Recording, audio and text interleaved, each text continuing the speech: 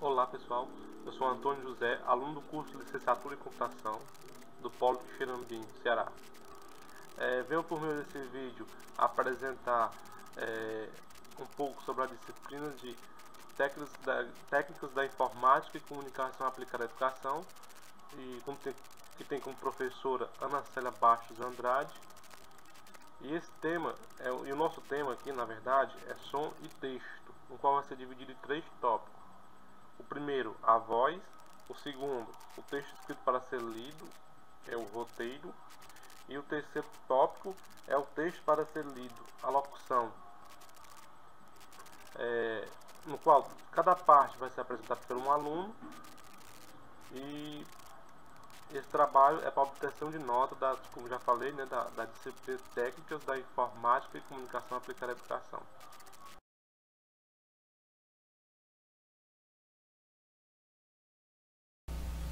Olá pessoal, venho voltando aqui, né, para apresentar o tópico, no caso a voz, né, que faz parte do tema central, que é som e texto. Vou começar aqui a apresentação, falar um pouco sobre a voz, né.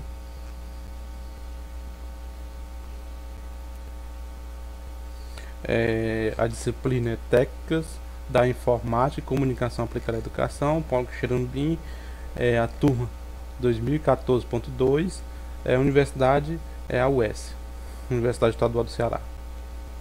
Bem, como eu já falei, o tópico vai ser dividido em 3 partes, né? Onde um aluno vai apresentar uma parte, e a professora da disciplina é Ana Célia Bastos Andrade.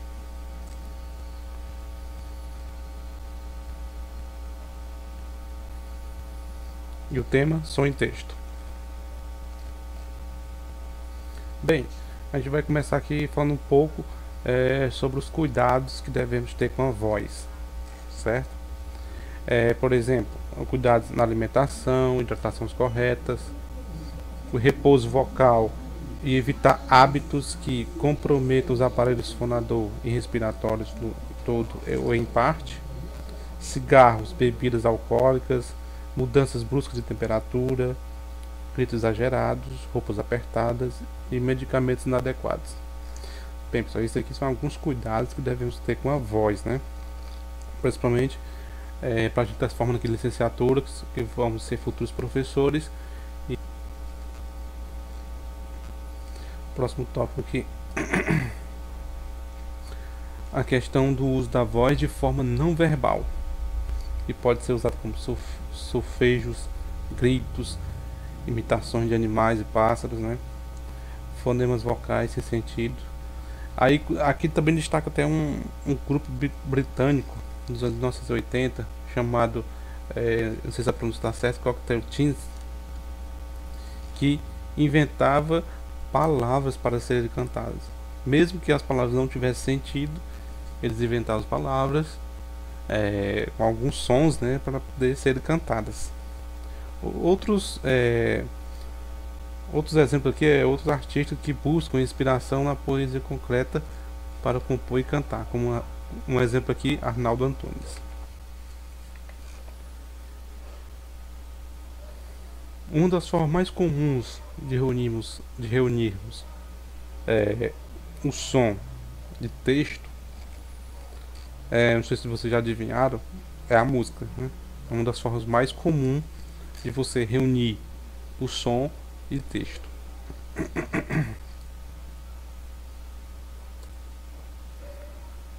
O uso de textos para serem cantados, ou seja, as letras de músicas, né? Aqui vai destacar que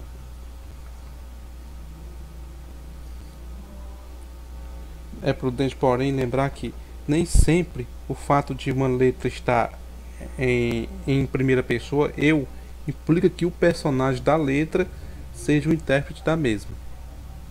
Isso tem exemplos, nós temos vários exemplos que tem no cancioneiro brasileiro, né? Como canções de Chico Buarque, onde existe um eu feminino, que dá a ideia que quem está cantando não é um homem, sim uma mulher, mas isso não é verdade. Versão da música, mesmo que seja eu, de Marina Lima. E outros exemplos aqui, né, que você precisa de um homem para chamar de seu, mesmo que esse homem não seja eu. Essa canção aqui é de Erasmo Carlos e Roberto Carlos. Passando aqui para o próximo slide. Como vocês viram no slide anterior, a diferenciação lá fica mais fácil de entender, mas nem sempre é fácil assim a diferenciação. Outros exemplos aqui, nós podemos citar, por exemplo, é a gente somos inútil. Isso aqui é um trecho da música Inútil do grupo Traje, na verdade, o Traje a Rigor, que fala a gente somos inútil. Aí quem é a gente? O vocalista está incluído como sujeito. Ou seja, pessoal, em suma, nem sempre a letra biográfica que fala sobre alguém deve ser necessariamente deve ser necessariamente tomada como autobiografia em relação a quem canta. Um exemplo disso é as outras músicas aqui, ó. Botei aqui um exemplo, tópicos. Eu nasci, na verdade não é outras músicas, é a música, né? Que é só uma música. Eu nasci há 10 mil anos atrás, de Raul Seixas e Paulo Coelho. Sabemos que Raul Seixas e Paulo Coelho não nasceram há tanto tempo assim, né? Então, devemos ter cuidado com isso aqui. Pessoal, isso aqui foi um pouco do tópico A Voz, né? Lá do tema central Som em Texto. Valeu!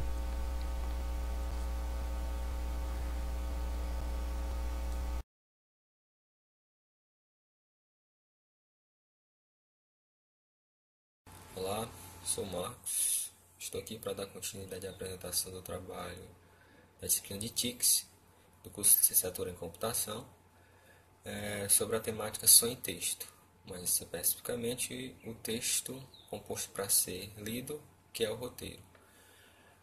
A primeira pergunta se faz: o que é o roteiro, né? Resposta bem simples: é um filme, um programa de TV, um programa de rádio ou um programa de televisão escrito em palavras. Essa resposta talvez resuma com precisão que é um roteiro. Ou seja, alguém precisa escrever um texto para que seja lido, por exemplo, pelo locutor de uma FM ou de uma rádio AM.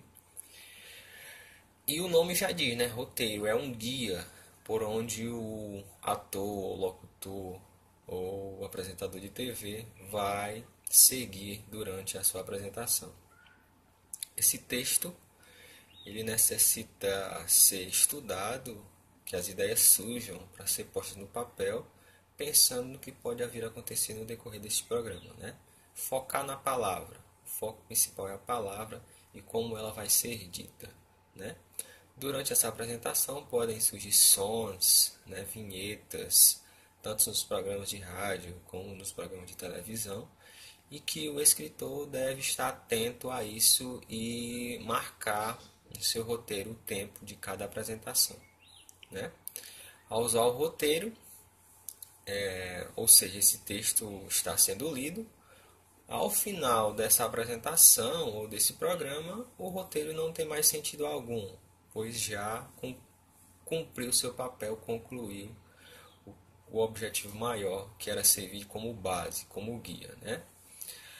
Todas as informações necessárias para um programa, seja de rádio ou televisão, seja ele um filme ou seja ele uma peça teatral, devem estar contidas em um roteiro, né?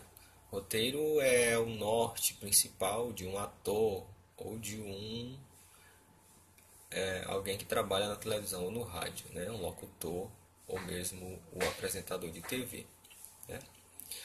Tenho que me ater com muito cuidado como vou ler esse roteiro.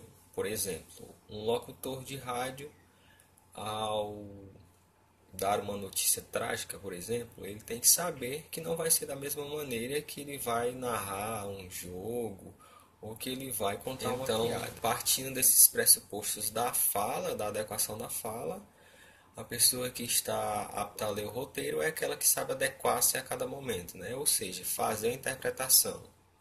Ler um roteiro nada mais é do que uma dramaturgia também. Então, digamos que um locutor de rádio ele também está ali para encenar, para interpretar, né?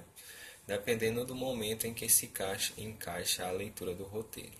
Então, resumindo, falando assim, um roteiro de um modo geral, é aquele texto que eu vou compor, né, que eu vou escrever, e dependendo da estrutura, seja ela para rádio, TV ou cinema, eu tenho que adequar cada tempo para a leitura daquele texto de uma maneira diferente ou igual, certo?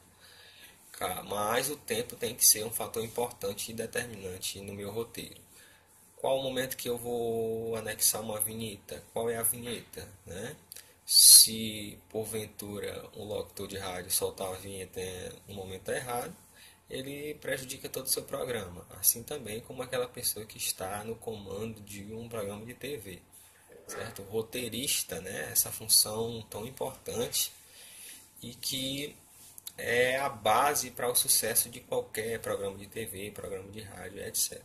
Trazendo aqui para a nossa realidade, trazendo para o curso de licenciatura, qual a importância do roteiro? Nós, professores e futuros professores, precisamos de um roteiro para as nossas aulas, que costumamos chamar plano de aula. Em alguns momentos, por exemplo, na metodologia, o plano de aula funciona como roteiro. O que é que eu vou fazer, qual é o tempo determinado, né? Como eu vou encaixar na minha aula. Então, é de fundamental importância nós sabermos e termos em mente a função de roteiro e como fazê-lo, né? E em relação à disciplina de TICS, né, o roteiro é muito importante, pois você, ao usar um equipamento, né, algo do tipo para uma aula, você vai colocar lá no seu plano qual é o momento em que ele vai se encaixar e no que ele vai ajudar a você, professor, e aos seus alunos. Então, era isso, nada mais para o momento. E fechando, só sintetizar. Roteiro é aquele texto escrito para que possa pôr em prática no momento de uma apresentação midiática, né? Rádio, televisão, cinema e etc.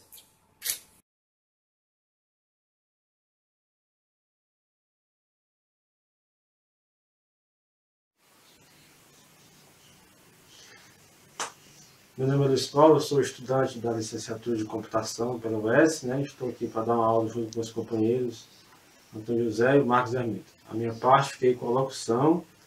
Tão importante como o texto dissertativo também é a locução, que significa a voz.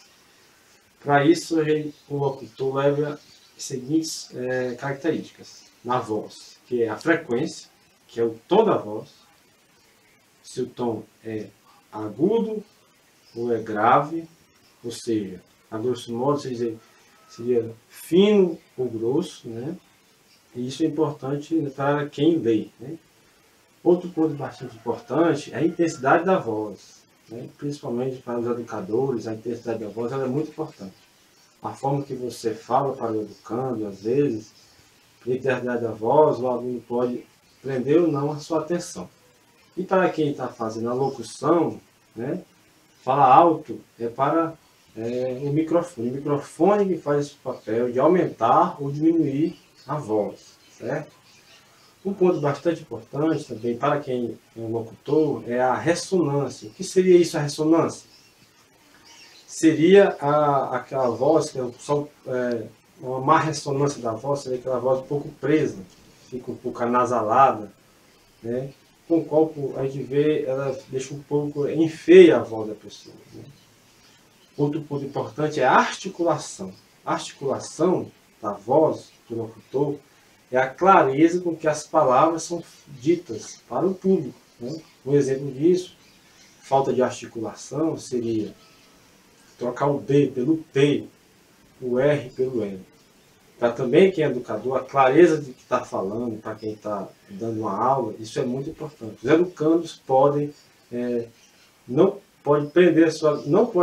talvez não prenda a sua atenção se a sua voz, não estiver bem articulada, né? Então isso é a clareza. Outro ponto é a velocidade. A velocidade da voz também influi na qualidade da locução, né?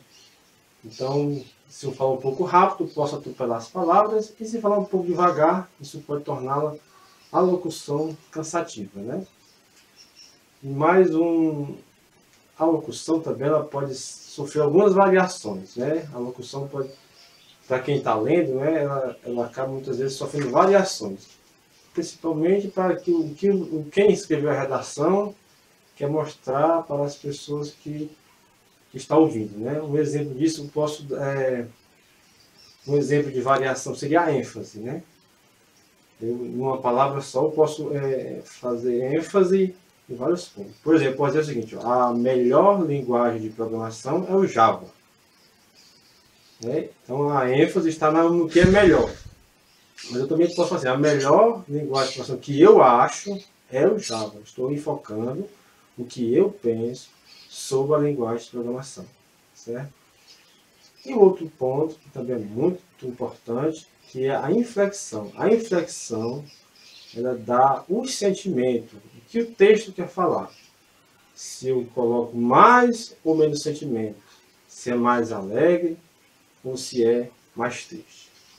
Então vemos que como tão importante é o texto dissertado, escrito, também a forma como ele é lido e apresentado para o público.